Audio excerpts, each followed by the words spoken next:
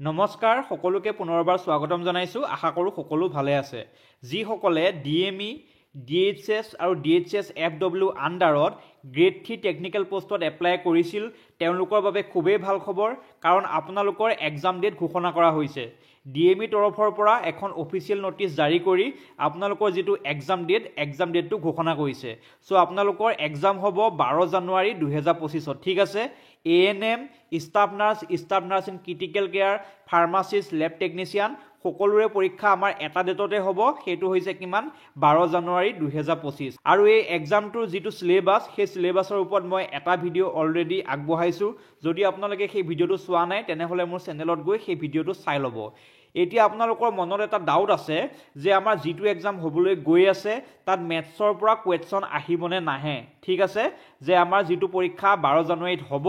তাত ম্যাথছৰ পৰা কোৱেশ্চন আহিবনে নাহে সো আজি ভিডিওটোত আপোনালোকৰ ডাউটটো ক্লিয়াৰ কৰিম আৰু ইয়াৰ লগতে কোনটো সাবজেক্টৰ পৰা কিমানটা কোৱেশ্চন আহিব এই বিষয়ও আমি আলোচনা কৰিম সো আপোনালোকে ভিডিওটো শেষলৈ ভালদৰে চাই যাব মই আগৰ ভিডিওটোত যেতিয়া এক্সামৰ সিলেবাসটো ডিসকাস কৰিছিলো আপোনালোকক মই কি কৈছিলো যে আমাৰ যেটো এক্সাম হ'বলৈ গৈ আছে তাত আমাৰ জেনাৰেল নলেজৰ পৰা কোৱেশ্চন থাকিব জেনাৰেল ইংলিছৰ পৰা কোৱেশ্চন থাকিব আৰু নাৰ্সিংৰ পৰা কোৱেশ্চন আহাও চান্স আছে কিন্তু যেহেতু এই পৰীক্ষাটো আমাৰ কমন এক্সাম হ'ব ঠিক আছে অৰ্থাৎ সকলোৰে বাবে আমাৰ কোৱেশ্চন পেপাৰ একেখনে থাকিব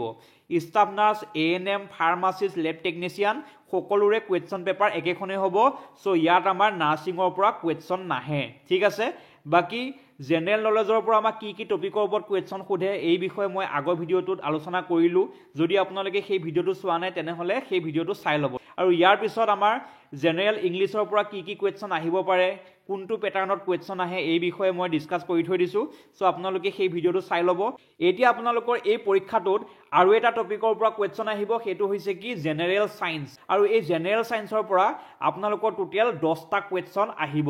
কাৰণ আমাৰ 2022 চনত যেতিয়া এই ধৰণৰ কম্বাইন এক্সাম হৈছিল তাতো আমাৰ জেনাৰেল সায়েন্সৰ পৰা 10টা কোৱেশ্চন আহিছিল সো আপোনালোকৰ আহি থকা পৰীক্ষাটো জেনাৰেল সায়েন্সৰ পৰা 10টা কোৱেশ্চন আহিব এতিয়া জেনাৰেল সায়েন্সৰ পৰা আপোনালোকে কি চাব লাগিব এনাটমি আৰু ফিজিওলজিৰ পৰা চাব লাগিব skeletal system endocrine system circulatory system muscle physiology nervous system আৰু ডাইজেষ্টিভ সিস্টেম ইয়াৰ পৰা কোৱেশ্চন আহা চান্স আছে আৰু ইয়াৰ লগতে বায়োকেমিষ্ট্ৰিৰ পৰা কোৱেশ্চন আহিব যেনে কাৰ্বোহাইড্ৰেট বা প্ৰটিনৰ পৰা কোৱেশ্চন খুদিব পাৰে মাইক্ৰোবায়োলজিৰ পৰা কোৱেশ্চন আহিব ইয়াত থাকিব আপোনালোকৰ প্যাৰাসাইটিক ডিজিজ ফাৰ্মাকোলজিৰ পৰা কোৱেশ্চন আহিব পাব্লিক হেলথ এণ্ড প্ৰিভেন্টিভ মেডিচিন ইয়াৰ ভিতৰত থাকিব আমাৰ যে তলৰ কোনটো নন কমিউনিকেবল ডিজিজ বা তলৰ কোনটো কমিউনিকেবল ডিজিজ আৰু ইয়াৰ লগতে ভ্যাকচিনৰ পৰা কোৱেশ্চন খুদিব পাৰে যে কোনটো ভ্যাকচিন কিয় দিয়া হয় যেনে বিসিজি ভ্যাকচিন কিয় দিয়া হয় এই ধৰণৰ কোৱেশ্চন আহি যাব পাৰে সো আপোনালোকে জেনাৰেল সায়েন্স চাব লাগিব কাৰণ জেনাৰেল সায়েন্সৰ পৰা আমাৰ এই ধৰণৰ কোৱেশ্চন আগত আহি গৈছে সো আহি থকা পৰীক্ষাটো আপোনালোকৰ টোটাল 10টা কোৱেশ্চন এই ধৰণৰ কোৱেশ্চন দেখিবলৈ পাব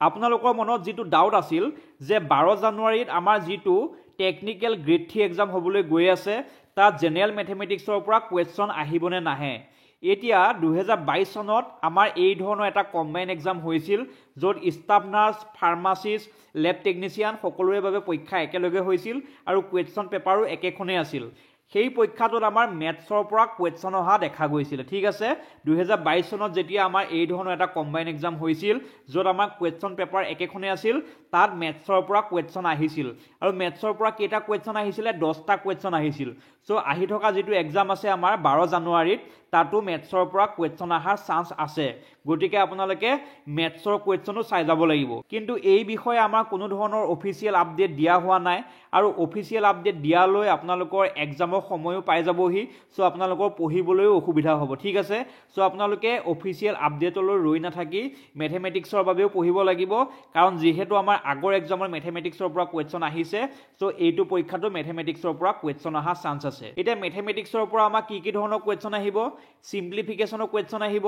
বডমাছ ৰুলটো আপোনালোকে ভালদৰে চাব লাগিব কাৰণ বডমাছ ৰুলৰ ওপৰত আমাৰ সিম্পলিফিকেশনৰ কোৱেশ্চন আহিব ফ্ৰেকশন থাকিব ডেসিমেল থাকিব নিগেটিভ নাম্বাৰ থাকিব এই ধৰণৰ কোৱেশ্চন থাকিব আমাৰ সিম্পলিফিকেশনত ইয়াৰ লগতে আমি এলসিএম এইচসিএফ চাব লাগিব যে এলসিএম কেনেকৈ উলিওৱা হয় এইচসিএফ কেনেকৈ উলিওৱা হয় সো এই ধৰণৰ কোৱেশ্চন আমাৰ এক্সামত আহি যোৱা চান্স আছে নেক্সট আমি চাব লাগিব পাৰ্চেন্টেজৰ পৰা আমাৰ কোৱেশ্চন আহিব পাৰ্চেন্টেজ ইনক্ৰিজ পাৰ্চেন্টেজ ডিক্ৰিজ এই ধৰণৰ কোৱেশ্চন আহিব সো আমি পাৰ্চেন্টেজ উলিওৱা পদ্ধতিও চাই ল'ব লাগিব নেক্সট আমি চাব লাগিব profit and loss profit and লছৰ ওপৰত কুৱেশ্যন আহিব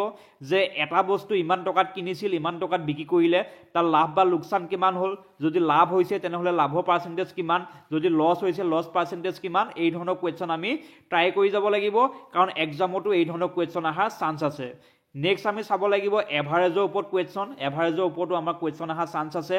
জ্যামিতিৰ পৰা কুৱেশ্যন আহিব জ্যামিতিৰ পৰা আমাৰ ট্ৰাইংগুলৰ ওপৰত কুৱেশ্যন আহিব টাইপ অফ ট্ৰাইংগুল চাব লাগিব পাইথাগোৰাছৰ সূত্ৰ আমি ভালদৰে চাই যাব লাগিব সাৰ্কুলৰ ওপৰত কুৱেশ্যন আহিব ইয়াৰ পৰা কি সুধিব পাৰে ৰেডিয়াছ উলিয়াব দিব পাৰে ডায়ামিটাৰ উলিয়াব দিব পাৰে সাৰ্কামফাৰেন্স উলিয়াব দিব পাৰে তাৰ পিছত আমাৰ ৰেক্টেংগল স্কোৱাৰ ইহঁতৰ পেৰিমিটাৰ উলিয়াব দিব নহলে এৰিয়া উলিয়াব দিব এই ধৰণৰ কুৱেশ্যন আমাৰ জেনেৰেল মেথমেটিক্সৰ পৰা আহা চান্স আছে ঠিক আছে সো আপোনালোকে জেনেৰেল মেথমেটিক্সৰ বাবেও প্ৰিপাৰেচন কৰিব লাগিব সো জেনেৰেল মেথমেটিক্সৰ যিটো আমাৰ এক্সাম পেটাৰ্ন আগৰ পৰীক্ষাত যি ধৰণৰ কুৱেশ্যন আহিছে সেইটো আমি এনালাইসিস কৰি এই এক্সাম পেটাৰ্নটো বনাইছো সো আপোনালোকৰ আহি থকা পৰীক্ষাটো জেনেৰেল মেথমেটিক্সৰ পৰা এই ধৰণৰ কুৱেশ্যন অহাৰ চান্স আছে ঠিক আছে এতিয়া আমি চাম আপোনালোকৰ মাৰ্ক ডিস্ট্ৰিবিউশনটো যে কোনটো টপিকৰ পৰা কিমান মাৰ্ক আহিব জিকেৰ পৰা আপোনালোকৰ মাৰ্ক আহিব 20 নম্বৰ জেনেৰেল ইংলিছৰ পৰা আপোনালোকৰ মাৰ্ক আহিব 10 নম্বৰ জেনেৰেল সায়েন্সৰ পৰা মাৰ্ক আহিব 10 নম্বৰ আৰু মেথছৰ পৰা জেনেৰেল মেথমেটিক্সৰ পৰা মাৰ্ক আহিব 10 নম্বৰ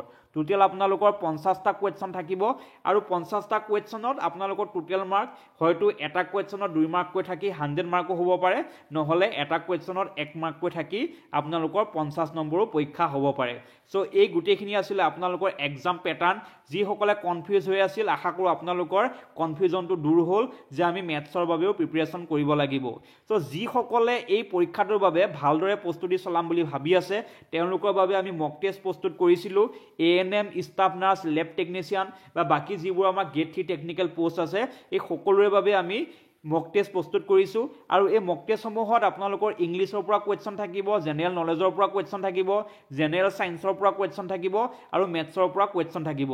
আহি থকা এক্সামটোত আপোনালোকে যি ধৰণৰ কোৱেশ্চন পাব সেই একে প্যাটাৰ্নতে এই কিখন মক টেষ্টটো বনোৱা হৈছে সো এই মক টেষ্ট কিখন যদি আপোনালোকে ভালদৰে সলভ কৰে তেনেহলে আপোনালোকৰ সেলফ কনফিডেন্সটো বাঢ়ি যাব আৰু আহি থকা এক্সামত আপোনালোকৰ সুবিধা হ'ব সো এতিয়া এই মক টেষ্ট সমূহ বাই কৰিবৰ বাবে মোৰ তলত দিয়া WhatsApp নম্বৰটো যোগাযোগ কৰিব আৰু যোগাযোগ কৰি এই মক টেষ্ট সমূহ আপোনালোকে কিনি ভালদৰে সলভ কৰিব পাৰিব ঠিক আছে আৰু ইয়াৰ লগতে মোৰ এই চেনেলটোত আপোনালোকৰ সম্পূৰ্ণ সিলেবাসটোৰ ওপৰত ক্লাছ মই ষ্টাৰ্ট কৰিম সো আপোনালোকে ক্লাছসমূহ চাই থাকিব আৰু ক্লাছসমূহৰ লগতে যদি মক টেষ্টসমূহ আপোনালোকে ভালদৰে সলভ কৰে তেনেহলে আপোনালোকে এক্সামৰ বাবে ভালদৰে প্ৰিপাৰেচন কৰিব পাৰিব সো আজি ভিডিওটোত ইমানেই আছিল যদি আপোনালোকৰ লগৰ কোনোবাই এই পৰীক্ষাটোৰ বাবে প্ৰস্তুতি চলাই আছে তেওঁলোকলৈ মোৰ ভিডিওটো শ্বেয়াৰ কৰি দিব আৰু যি সকলে এতিয়াও মোৰ চেনেলটো সাবস্ক্ৰাইব কৰা নাই তেওঁলোকে সাবস্ক্ৰাইব কৰি দিব ধন্যবাদ